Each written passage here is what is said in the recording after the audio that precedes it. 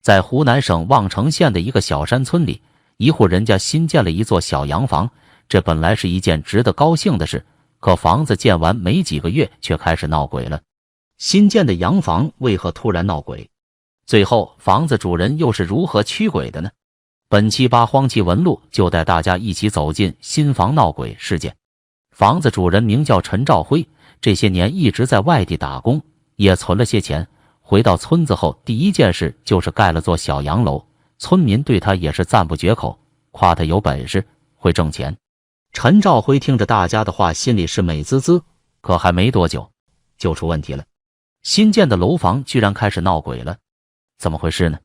原来陈兆辉在洋房修好之后又出门打工了，家里房子也不好一直空着，就叫了村里的毛师傅帮看着房子。起先毛师傅住着也没发现什么问题，直到有一天赶上村里日常停电，留守的毛师傅就打着手电筒去睡觉了。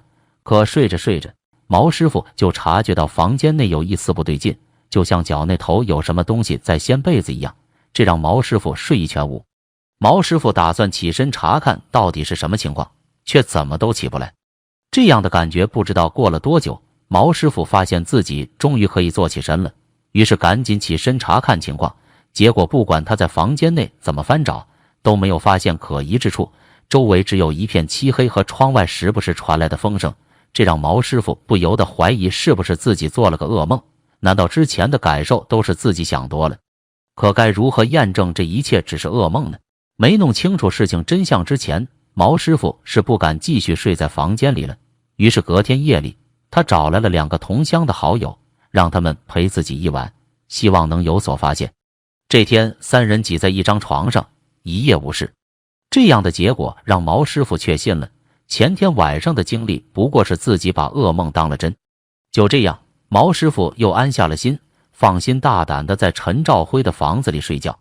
但奇怪的是，作伴的人一走，毛师傅就又遇上了怪事。毛师傅才躺上床不久，一股熟悉的感觉又涌了上来，而且还感到一股神秘的力量压着他，任他怎么挣扎都没有办法动弹。这感觉简直就和鬼压床一模一样。再一次经历灵异事件的毛师傅不淡定了，转天就给陈兆辉打了电话，说自己不看房了，这房间闹鬼。接到电话，陈兆辉一头雾水，怎么好好的说房子闹鬼，都什么年代了，还信这种鬼神之说？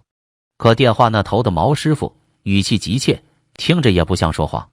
新修的房子也不能这么放着不管，无奈陈兆辉只好先回老家。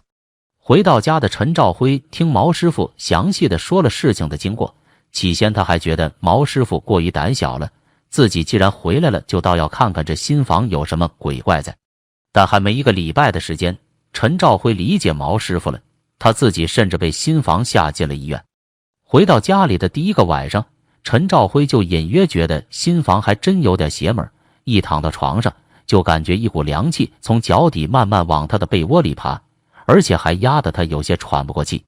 第2天，陈兆辉一醒来就觉得全身酸疼，昨晚梦魇般的感受似乎还萦绕在他的心头，久久不能散去。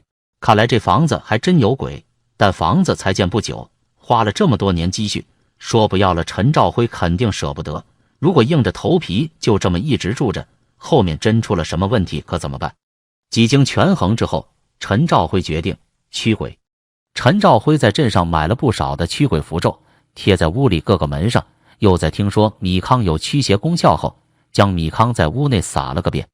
在陈兆辉自认为万无一失之后，心满意足地准备睡个安稳觉。但实际情况却和他想的有偏差，符咒和米糠并没能赶走洋房的鬼怪。几个夜晚下来，一家人被折磨得够呛。村里人看陈兆辉这般遭遇，建议他别再自己瞎捣鼓了，请个专业的法师来看看，什么都搞定了。陈兆辉一听觉得十分在理，专业的人做专业的事。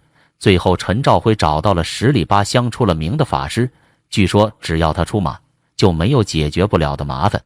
法师来到陈兆辉家之后，很快就开始搭法台做法了。光看这架势，陈兆辉就觉得这法师厉害。经过1下午的忙活，法师告诉陈兆辉，这屋内鬼魂已经被驱逐出去了，费了自己不少元神。常年跑江湖的陈兆辉一听这话，马上就奉上了厚厚一叠香火钱。陈兆辉送走法师后，笑得合不拢嘴，心想这该死的鬼魂终于是被送走了。但让他没想到的是，就在法师走后的当晚，鬼魂又找上了门，自己还是没能睡个安稳觉，这鬼魂像是死死盯着他不放一样。之后陈兆辉又试了不少办法，还是没能让自己睡个踏实觉。这时间一久，陈兆辉都快被折磨的精神失常了，甚至还去医院检查了精神状况。陈兆辉家里闹鬼的事情传得很快，没多久十里八乡的人都知道了，甚至还有一位姓周的记者想要亲眼见见陈兆辉家的鬼魂。在周记者来到陈家后，简单的和陈兆辉聊了几句，周记者发现在陈兆辉家遇到过闹鬼的一共有6个人，除了陈兆辉一家3口之外，还有最开始发现闹鬼的毛师傅，再加上陈兆辉的姨姐和一个村中帮忙的村民。而且陈兆辉说，只要他在，那鬼魂晚上找的肯定是他，如果他不在家，鬼魂才会找上妻子，以此类推，在之后就是屋里的其他人。这让不少人觉得鬼魂是陈兆辉在外面招惹的，跟着他们一起来到了新家不肯走。周记者听完这些后，做了一个大胆的决定，他要和陈兆辉一起在屋里住一晚，并用摄像机记录下这一晚发生的一切。陈兆辉听到记者要他在新房再睡一晚，当场就不干了。在事情没有搞清楚之前，陈兆辉是说什么也不在新房住了。无奈记者只好独自上阵。当天晚上，周记者在安好摄像头之后，就躺在床上紧张地等待怪事的发生。但1个小时过去，一点诡异的事都没发生。这时候周记者有些抵不住睡意了，直接盖着被子就这么睡着了。周记者睡着不久后，却突然惊坐起来，掀开被子走出了房门，不一会儿就又出现在了摄像头前。周记者说房间里什么都没有，但心里一直想着这些事，就真的觉得周围有些不对劲。尽管周记者觉得周围有些不对劲，但发生在陈兆辉身上的鬼压床并没有发生在他身上。摄像头没办法找到闹鬼的真相，周记者决定求助于湖南省第2人民医院的陈主任，希望能查明真相。陈主任告诉记者，大多数闹鬼事件都是人们的心理问题。